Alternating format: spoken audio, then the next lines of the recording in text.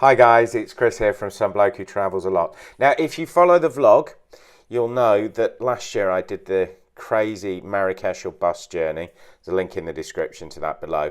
And as part of that was a last minute booking with Royal Air Maroc, Bordeaux to Casablanca, then Casablanca to Bordeaux. It started badly. Royal Air Maroc doesn't allow one world passengers to go in the lounge. But that did mean I got to see this little beauty, so that was good, but I would rather have been in the lounge because I had absolutely hours to wait. But apparently Royal Air Maroc only allows Royal Air Maroc card holders lounge access, not one world lounge access. Now this was the other oddity I saw. This is waiting to board the flight. This is, God only knows what's going on in someone's mind. Now this is Bordeaux Airport's issue. You have got your charging point here. Impossible to reach, okay? And so it's just stuck on its own. Now you think that is the oddest place you've ever seen a charging point. And then you see one in the middle of the floor. I mean, that's health and safety gone, well, it's health and safety gone French. So, which was a little bit like when the Casablanca team went west. So basically we were scanned and checked in at the gate, checked in, and then through this door. No staff, no signs, absolutely nothing. And there's some people got in the lift, the escalators weren't on. I mean, there was no ground crew, there was no one from the airline showing us where to go. And I thought, right, well they're going that way, I'll go this way. So I went up the stairs. And it turned out that the stairs led to 1974. It's a dated aircraft, but it is a 2x2 in business class-ish. And there are leather seats in economy. So it wasn't uncomfortable, but you really did. I mean, the whole essence, the whole theme of this flight was basically going back in time. And yeah, I'll show you something in a minute that I haven't seen on an aircraft in a very long time. It wasn't clean, but it wasn't dirty. It wasn't a filthy aircraft. It wasn't, you know, you weren't thinking, oh my God, this is terrible. I guess the description is it was very, very tired.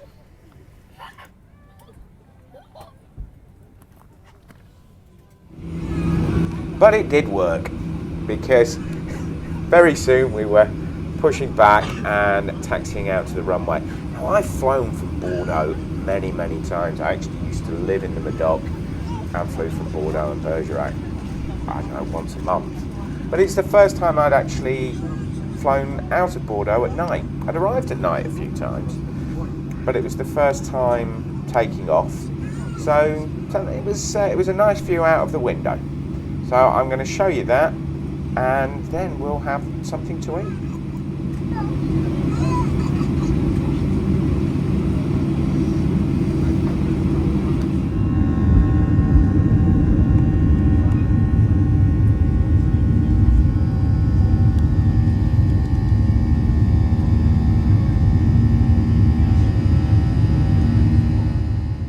Well, we all know what makes me happy on an aircraft. Well, you do if you watch the channel, and if you don't watch the channel, you do want to watch what this is part of the vlog. It was a chaotic time going down to Marrakech. But anyway, what makes me happy on an aeroplane? When I get a map, and this is only a 2-hour flight. Now the map was up ahead, but it made me happy. And the food wasn't bad. This is a 2-hour flight. Most short hauls in Europe don't give you anything. So I've got a yogurt, and I've got a soft drink. That's Coke Zero there. So there was no option of any alcohol. I'm not sure if Royal Air Maroc's a dry airline. If anyone knows, let me know in the comments. I don't think I'll be flying with them again.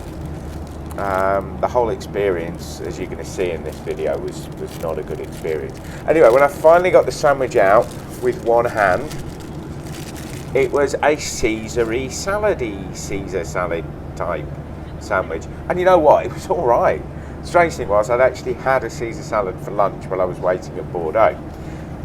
Anyway, I thought the screen at the front would just be the map, but no, this is an exercise program. This is Royal Air Maroc's version of Mad Lizzie, or the Green Goddess. If you know who they are, you know you're old. Yeah, so we watched this very strange series of exercises that you can do. Then, of course, I got my map back, and then, this is where the time capsule comes in, we had Charlie Chaplin on throughout most of the flight. Now, I loved that, don't get me wrong, but we didn't even have Mr. Bean. We've gone that far back in time. Our silent movie was Charlie Chaplin. But, you know what? That was all right. I kind of enjoyed it. I started flying in the late 80s, and I started flying a lot in the mid 90s. And that shared screen, watching the same shared program, yeah, it did take me back. And so all in all, my flight from Bordeaux to Casablanca was good. It was interesting. I saw a different airline, and it was a 2-hour flight, left on time and arrived on time. Here we are, beginning our descent into Casablanca, and when you hear from me next in Casablanca, you might detect a slightly different tone in my voice.